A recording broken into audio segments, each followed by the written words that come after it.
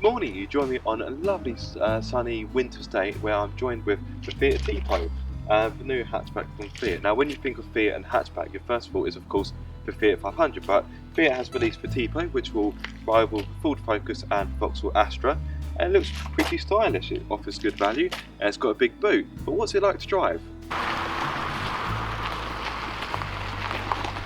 Before I get on to how this car drives, let's talk about the car itself. So this is the lounge model, which is the top of the range model.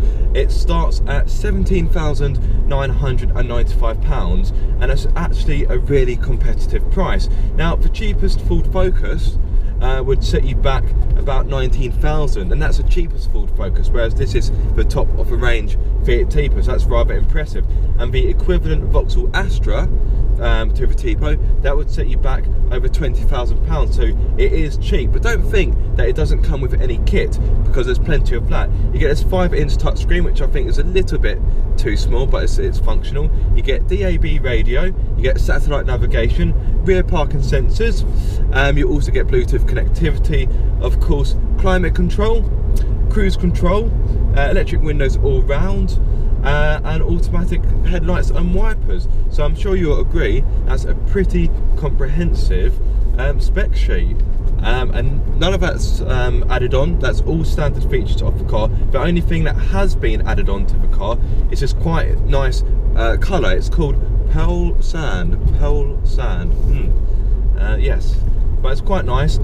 I'd say it's more like a champagne sort of colour, but it's quite nice nonetheless, and that's a £550 option, so that brings this particular car up to £18,545. So in regards to the engine, this model has the 1.6 multi-jet diesel fitted to it, and it's quite smooth. It pulls quite well, as you'd expect from a diesel. It produces 120 horsepower. I had to think about that one then. 120 horsepower.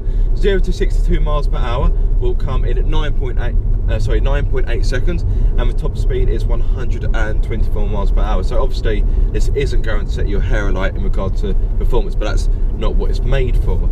And it's mated to a 6-speed manual gearbox, which is quite pleasant to use, although I do think the throws are a little too long in my opinion, but other than that, absolutely fine.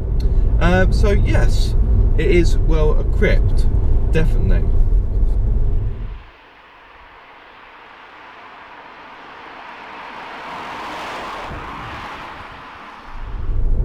So in regards to getting a good driving position, that was very easy. The steering wheel adjusts for rake and reach, which makes getting a good driving position very easy indeed. So these seats are quite nice and comfortable, although I find the headrests are quite firm in my opinion. But this is a comfortable car to drive. Now it's not the most engaging to drive, but I'll get onto that a little bit later. But yes, finding a good driving position was, oh, wrong gear. Finding a good driving position was easy. The ergonomics are quite good. The dashboard is a little bit dull, but everything is laid out quite nicely, and you've got plenty of steering wheel controls as well, so you're able to keep your eyes on the road as you're driving along. It's all here, which is pretty good as well. And yeah, as I mentioned, it is a comfortable car. It soaks up the bumps quite nicely. The ride is good, and it just cruises along pretty well, especially with that 1.6 diesel. Now, diesel engine pulls quite well. It's not too bad. It's not going to bend your face with acceleration, but it's not too bad. Not too bad. And you know, some other reviewers have said that's not refined, but I don't think it's too bad in all honesty. Now, I'm not a big fan of diesel, but as diesels go, I don't think this engine's too bad. It's quite nice and quiet on the motorway, and the car itself is quite quiet on the motorway, and there is a little bit of road noise from the tyres, but this cruises on the motorway quite well, especially as it has 6 gears. So I think this could do motorway driving with hardly any effort. So there are 4 engines available in the Tipo. You of course have a 1.6 diesel that I'm testing in this one. You've also got a 1.3 multi-jet diesel engine as well, and you've also got two petrols, a 1.4 petrol and a 1.6. The 1.4 is mated to a 5-speed manual gearbox, whereas the 1.6 is mated to an automatic gearbox, 1.6 petrol of course, but you can also get an automatic for 1.6 diesel, and I believe 1.3 diesel also comes with a manual gearbox as well. So yes, those are your options. You can of course also have the Tipo as an estate, or a wagon as Fiat calls it. That will obviously cost you a bit more because you're getting more space and more practicality, but the standard boot in the Tipo is very competitive indeed. It's 440 litres, which is a lot bigger than the 316 litres offered in the Ford Focus and the 351 litres offered in the Vauxhall Astra, but it's not quite good as the Honda Civic and the Skoda Rapide, but it is quite a boot. It is quite a big boot regardless.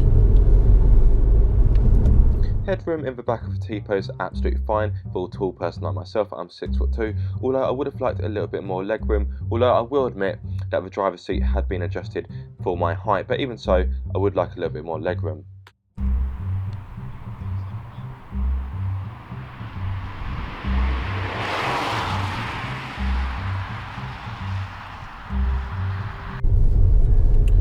So as I mentioned earlier, this is the top of the range model. This is for lounge. There are two trim levels below this. You have Easy, which starts at just under £13,000, but in all honesty you don't get much for your money. You get DAB radio with auxiliary USB and Bluetooth, and you get manual air conditioning. But what you can do is pay £1,000 more, and that will get you Easy Plus. Now this adds 16-inch alloy wheels, fog lights, climate control, 5-inch touchscreen, rear electric windows and rear parking sensors, so you know that would be the better option. Or you can pay £17,995 and get this, which as I mentioned is the top of the range model, and it's quite nice actually.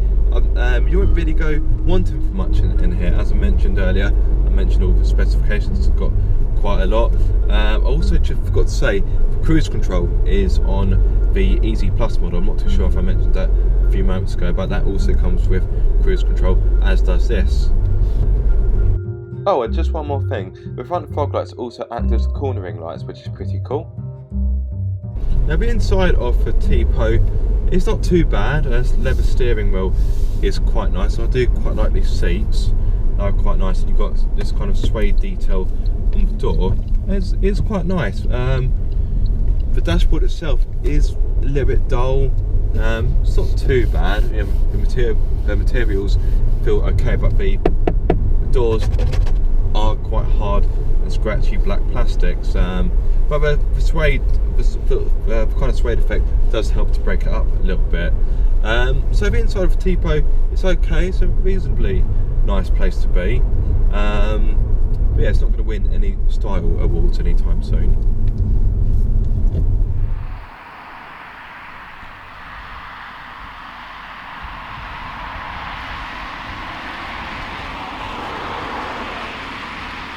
The Fiat Tipo is a rather smooth car. It's actually quite pleasant to drive.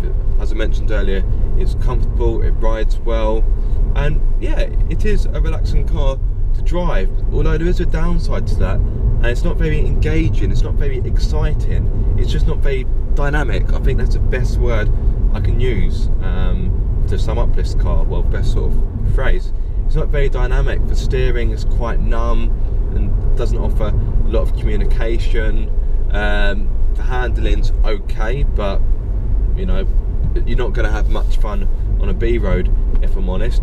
And yeah, the car pulls well, but you know, it's not exactly got lots of performance to it. And as I mentioned earlier, the gear stick has got, well, in my opinion, it has got a rather long throw to it. But I do like the gear knob. It's kind of, I don't know, it looks a bit retro. I think that's pretty cool. So yes, so the Fiat Tipo is a comfortable car, but yeah, it's not the most engaging, unfortunately. So although it may be cheaper than its rivals, it won't offer the same level of dynamism as them either, so that's something to bear in mind.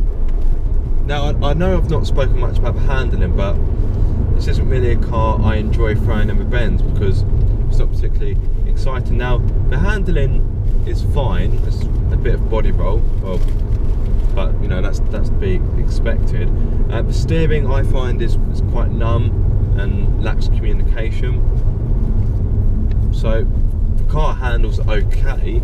It's not bad by any means, but it's not the most thrilling.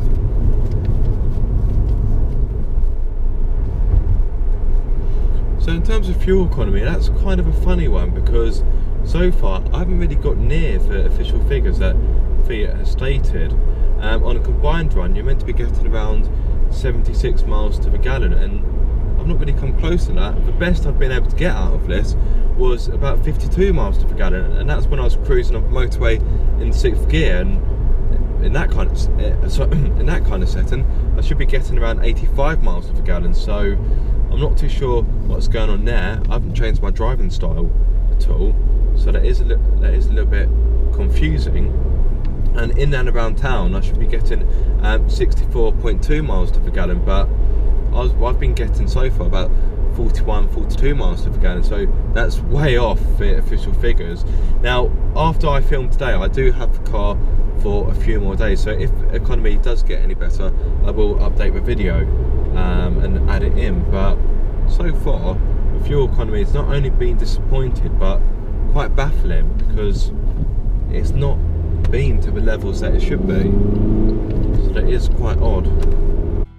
So if I'm honest, fuel economy didn't get much better, unfortunately. So I'd say over the week I had the car, I would say that on average I was getting about 43, well, between 43 and 45 miles to the gallon, which is quite a distance off Fiat's official figures.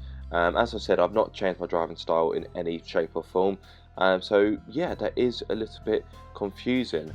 And a little bit concerning if truth be told. So if you're looking for fuel economy, you may need to look at something else. Now, there's no argument that the Tipo is well priced, very, very well priced, in fact, and it of course has a big boot, but would I buy one? Honestly, no. Just because it just lacks excitement when you're driving. It just feels a little bit dull. It just feels a bit mundane. Yes, it's smooth and it cruises very nicely and it's comfortable, but not for me, I'm afraid. Not for me. So there we have it, the Fiat Tipo.